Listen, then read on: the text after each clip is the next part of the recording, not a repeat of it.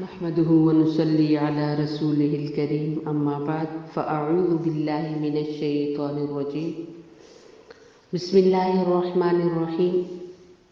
ہمارا جو سلسلہ اسباق کا چل رہا تھا ایمان مفصل پر، اس میں ہم نے جو سبق پڑھا تھا وہ یہ تھا، یہاں تک پڑھا تھا کہ قبر کی زندگی تک، کہ قبر کے اندر ایک زندگی ہے، قبر کے حالات کے حوالے سے کہ کس طرح انسان جب قبر کے اندر رکھا جاتا ہے تو منکر نکیر آتے ہیں اور پھر سوال و جواب کرتے ہیں. اس کی تفصیلات ہوئی، اور پھر قیامت کے حوالے سے یوں ذکر ملتا ہے کہ اللہ رب العزت نے قیامت کا خاص وقت تو نہیں بتایا کہ کس وقت میں قیامت آئے گی. ہاں اتنا بتایا ہے کہ محرم الحرام کا مہینہ ہوگا، اس کی 10 تاریخ ہوگی، جمعۃ المبارک کا دن ہوگا، اور اللہ رب العزت کی طرف سے اچانک جب حکم ہوگا سور پھونکنے کا تو وہ فرشتہ جن کا نام اسرائیل علیہ السلام ہے، جو آج بھی سور منہ کے اندر لے کر بیٹھے ہوئے ہیں، اور جیسے ہی حکم آئے تو وہ سور کو پھونکیں گے. تو جب وہ سور پھونکیں گے تو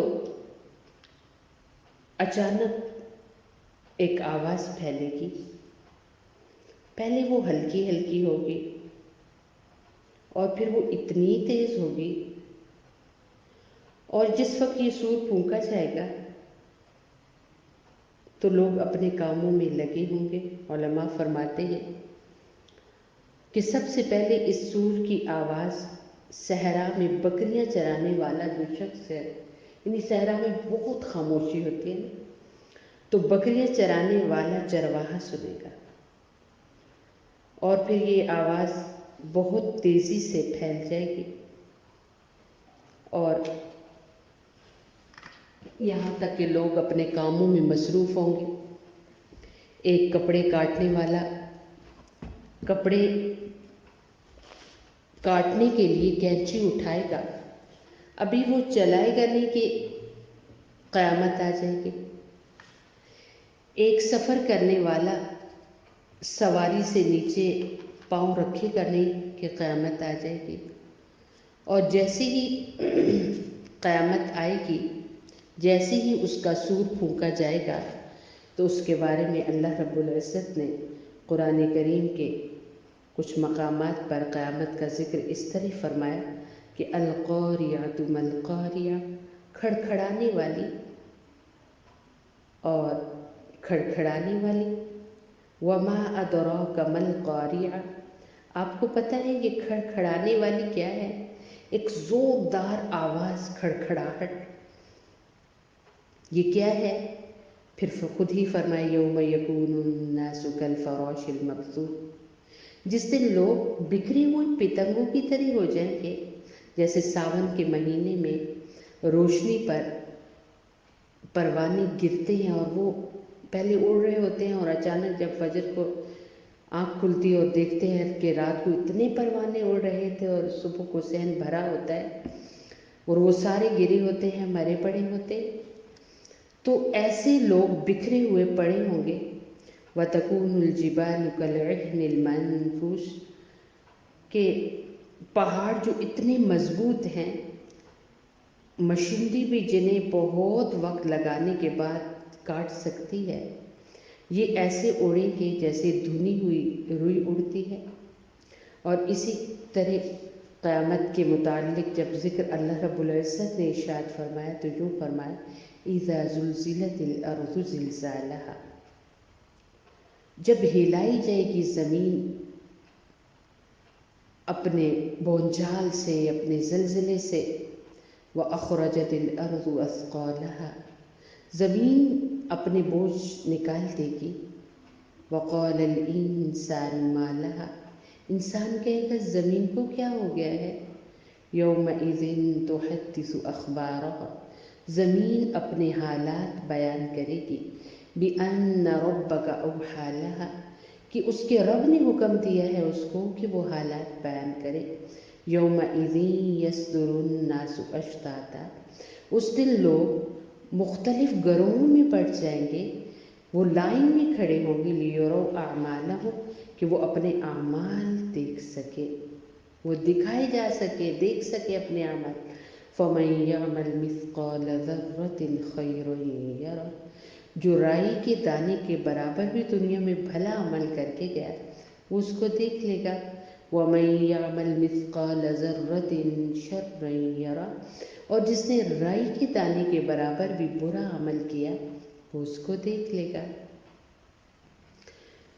قرآن کریم کے مختلف مقامات پر قیامت کا تذکرہ ہے. قیامت آئے گی. والبعث بعد الموت، موت کے بعد جی اٹھنے پر میں ایمان رکھتی ہوں.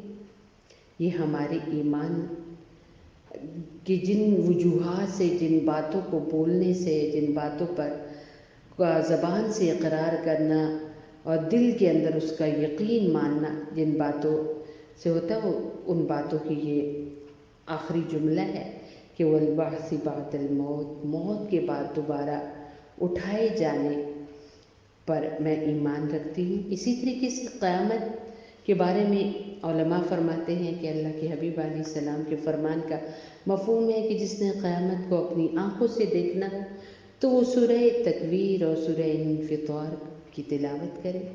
سیدہ فاطمہ الزہرا رضی اللہ تعالی عنہا کے بارے میں آتا ہے کہ وہ کثرت سے ان کو پڑھا کرتی تھی. قیامت کے تذکرے اور قیامت کے ذکر جب ہم پڑھیں گے تو پھر ہی اس کی تیاری کی توفیق ملے گی، اس کی تیاری کی طرف شوق بڑھے گا، خوف پیدا ہوگا کہ ایک دن آنے والا ہے اور ہمیں اس دن کا سامنا کرنا ہے. اور اللہ رب العزت نے سورہ تکویر کے اندر ارشاد فرمایا اذا الشمس کورت، جب سورج لپیٹ لیا جائے گا. واذا النجوم انکدرت، اور جب ستارے بے نور کر دیے جائیں گے. واذا الجبال سجرت، اور جب پہاڑ جلا جائیں گے. واذا العشار عطلت، اور جب 10 ماہ کی حاملہ اونٹنی چھوڑ دی جائے گی. اب یہاں سورج جو صدیوں سے طلوع اور غروب ہوتا ہے ایک دن آئے گا یہ نہیں رہے گا، اور جو ستارے رات کو صدیوں سے چمک رہے ہیں ایک دن ان کی روشنی ختم ہو جائے گی. اور یہ پہاڑ جنہیں کسی نے اپنی جگہ سے ہلتے نہیں دیکھا ایک دن یہ اڑیں گے. اور 10 ماہ کی حاملہ اونٹنی چھوڑ دی جائے گی. عربوں کے ہاں اونٹوں سے ویسے بھی انس اور محبت بہت تھی، اور خصوصاً وہ اونٹنی جو حاملہ ہو اس کی وہ بڑی فکر کیا کرتے تھے، اس کا بڑا خیال کیا کرتے تھے. تو اللہ رب العزت نے قیامت کی ہولناکی کا ذکر کرتے ہوئے ارشاد فرمایا کہ اس دن اس اونٹنی سے بھی غفلت برتی جائے گی، یہ بھی بھاگتی پھر رہی ہوگی اور کسی کو نہیں پتہ چلے گا کہ اس کا قیمتی مال کہاں گیا ہے. کیونکہ قیامت کا جو دن ہوگا وہ ہوگا ہی اتنا ہولناک، ہر بندہ اپنی فکر میں ہوگا. اور پھر فرمایا وَإِذَا الْوُحُوشُ حُشِرَتْ، اور جب وحشی جانور اکٹھے کیے جائیں گے انسانوں میں. آج چھوٹی چھوٹی کاٹنے والی چیزوں سے ڈر لگتا ہے، نہ بھی کاٹے تو ان سے ڈر لگتا ہے. جائے کہ شیر انسانوں میں، سانپ انسانوں میں، وحشی چیزیں انسانوں میں ہوں گی. وہ اتنا ہولناک منظر ہوگا کسی کو پتہ ہی نہیں ہوگا میرے ساتھ شیر کھڑا ہے. شیر کو پتہ ہی نہیں ہوگا جس انسان کو کھانے کے لیے میں دوڑا کرتا تھا یا اپنا شکار لینے کے لیے میں بھاگا کرتا تھا، اور جو میرا مطلوب تھا میرا شکار آج میرے ساتھ کھڑا ہے لیکن وہ ادھر دیکھے گا بھی نہیں. اتنی گھبراہٹ کا دن ہوگا وہ. وَإِذَا الْبِحَارُ سُجِّرَتْ، اور فرمایا کہ جب دریا جاری کیے جائیں گے، یعنی آج سمندر دریا اپنی ایک سطح پر بہہ رہے ہیں، ایک دن آئے گا کہ انہیں اپنی جو ان کی بہنے کی جگہ ہے، جو ان کی سطح انہیں بھول جائے گی. وہ ایسے جدھر کو رخ آئے گا وہ اتنا شدید زلزلہ ہوگا کہ جس سے زمین پھٹ جائے گی اور پانی ادھر ادھر بکھرے گا اور بہہ پڑے گا۔ وَإِذَا النُّفُوسُ زُوِّجَتْ، اور جب جانیں جوڑی جائیں گی بدنوں کے ساتھ، یعنی اس دن جتنے بھی لوگ دنیا سے پہلے جا چکے ہوں گے اللہ رب العزت انہیں وجود عطا فرمائیں گے اپنی قدرت سے، اور پھر روحیں پھر ان کے اندر ڈالی جائیں گی۔ وَإِذَا الْمَوْءُودَةُ سُئِلَتْ، اور جب زندہ گاڑی گئی سوال کی جائے گی، یعنی وہ ایک ہولناک دن ہے، سخت دن ہے کہ عربوں کے ہاں یہ بھی عام رواج تھا کہ بچیوں کو وہ زندہ دفن کرتے تھے۔ قیامت کے دن ان بچیوں کے بارے میں سوال ہوگا، ان بچیوں سے پوچھا جائے گا کیا غلطی تھی تمہاری، بِأَيِّ ذَنبٍ قُتِلَتْ، تمہیں زندہ دفن کیا گیا تھا، اس کی کیا وجہ تھی، کیا قصور کیا تھا تم نے۔ وَإِذَا الصُّحُفُ نُشِرَتْ، جب اعمال نامے بکھیرے جائیں گے، جو انسان نے دنیا میں کام کیے اس کا رجسٹر ایسے اڑایا جائے گا ہواؤں میں، اور ہر بندے تک علماء فرماتے ہیں پہنچ جائے گا، کسی کے دائیں ہاتھ میں، کسی کے بائیں ہاتھ میں۔ اور پھر فرمایا وَإِذَا السَّمَاءُ كُشِطَتْ، جب آسمان چھیلا جائے گا، جیسے پھل کو چھیلا جاتا ہے، سبزی کو چھیلا جاتا ہے، آسمان چھیلا جائے گا، اس کی یہ چادر جو نیلی ہمیں نظر آ رہی ہے یہ نہیں رہے گی۔ وَإِذَا الْجَحِيمُ سُعِّرَتْ، اور جب دوزخ دہکائی جائے گی، وہ مزید بھڑکائی جائے گی۔ وَإِذَا الْجَنَّةُ أُزْلِفَتْ، اور جب جنت بالکل پاس لائی جائے گی۔ عَلِمَتْ نَفْسٌ مَّا أَحْضَرَتْ، ہر بندہ جان لے گا وہ کیا لے کے آیا ہے۔ یہ ہے قیامت، یہ ہے قیامت۔ اور پھر فرمایا اِذَا السَّمَاءُ انفطرت، جب آسمان پھٹ جائے گا۔ وَإِذَا الْكَوَاكِبُ انتَثَرَتْ، اور جب ستارے بکھر جائیں گے۔ وَإِذَا الْبِحَارُ فُجِّرَتْ، اور جب سمندر جاری کیے جائیں گے۔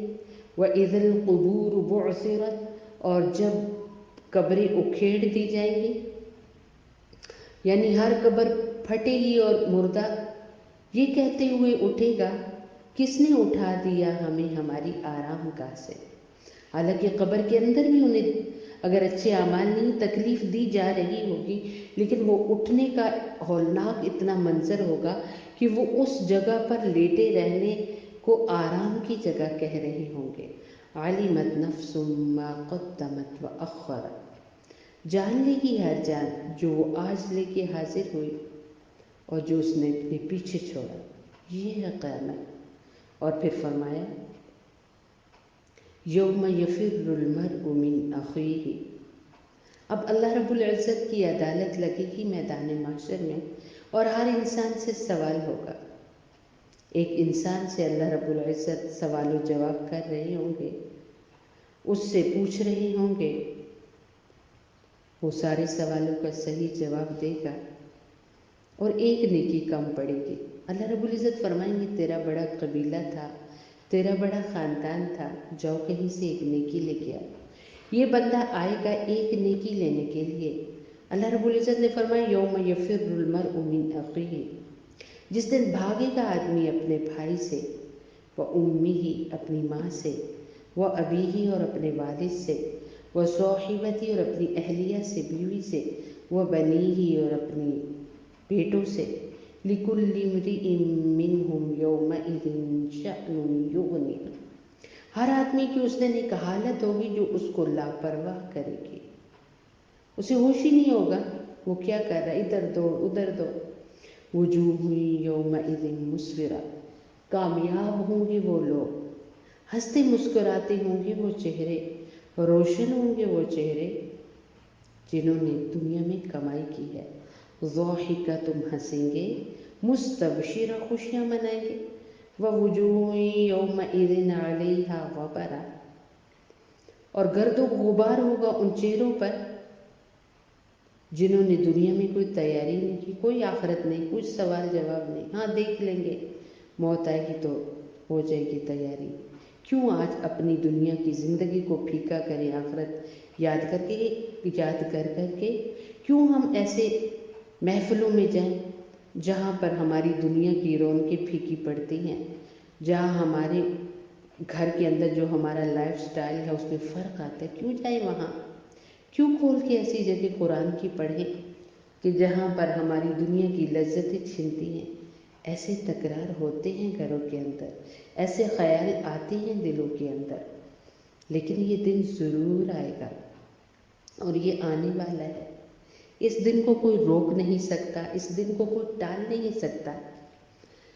تو ایمان مفصل کو اچھے طریقے سے یاد کرنا، ایمان مفصل کو اچھے طریقے سے پڑھنا اور اس کے ایک ایک لفظ کو اپنے دل کے اندر بٹھانا کہ یہ میرا ایمان ہے، یہ میری ایمانیات کی چیزیں ہیں۔ ایمان مفصل کے اندر جو کچھ بیان ہے یہ سب ان کو میں مانتی ہوں تبھی تو مسلمان ہوئی ہوں، اور جب میں مانتی ہوں تو میری زندگی کے اندر یہ آنی چاہیے۔ آمنت باللہ، میں ایمان لائی اللہ پر، تو حقیقت میں ایمان اللہ رب العزت پہ لانا ہے۔ جو بندہ بھی اللہ پر ایمان لاتا ہے تو وہ اللہ کی مان کے چلتا ہے، اس کی پھر اپنی مرضی ختم ہو جاتی ہے، اس کی زندگی کی اپنی خواہشات ختم ہو جاتی ہیں۔ اس نے اپنا ہاتھ اللہ رب العزت کے ہاتھ میں دے دیا، اب اللہ جدھر اس کا رخ کرے اس نے ادھر رخ کرنا ہے، اب اس کی من مرضی نہیں رہی۔ آمنت باللہ جب پڑھ لیا تو اپنی مرضی کو، اپنے من کو، اپنی چاہتوں کو اللہ کی چاہتوں پہ ڈال دیجئے۔ یہی تو تقاضا کرتا ہے ہمارا ایمان۔ وَمَلَائِكَتِهِ، اور میں ایمان رکھتی ہوں اس کے فرشتوں پر۔ اس کے فرشتے کس طرح اس کی ڈیوٹی پر کاربند ہیں، کس طریقے سے اس کی ڈیوٹی ادا کر رہے ہیں۔ اللہ کے فرشتے، اللہ کی وہ مخلوق جنہوں نے اللہ کو دیکھا ہوا ہے، وہ ہمارے کندھوں کے پاس بھی ہیں، ہمارے اعمال لکھ رہے ہیں۔ بلکہ بعض علماء تو یہاں تک فرماتے ہیں کہ انسان کے جسم کے 360 جوڑ ہیں، ہر جوڑ کی حفاظت ایک فرشتہ کرتا ہے، اور آنکھ کی حفاظت 7 فرشتے کرتے ہیں۔ یعنی ایک انسان کے ساتھ کتنی اللہ کی مخلوق فرشتے لگے ہوئے ہیں، اور انسان آن کی آن میں اللہ کو کتنا ناراض کرتا ہے۔ اس کے باوجود وہ فرشتے اپنی مرضی نہیں کرتے کہ جو آنکھ پر محافظ ہے آنکھ غلط دیکھے تو یہ اس کو مسل ہی دے۔ جو جوڑ کی حفاظت کر رہے ہیں، انسان غلط ذرا سا بھی حرکت کرے کسی بھی جوڑ کو ناکارہ کرتے نہیں، ایسا نہیں ہے۔ وہ اللہ کی مخلوق ہے اور اللہ کی فرما بردار ہے۔ اللہ نے جس کام پر اس کو لگایا ہے وہ لگی، وہ کر رہی ہے۔ اور پھر فرمایا کہ وَكُتُبِهِ، اس کی کتابوں پر۔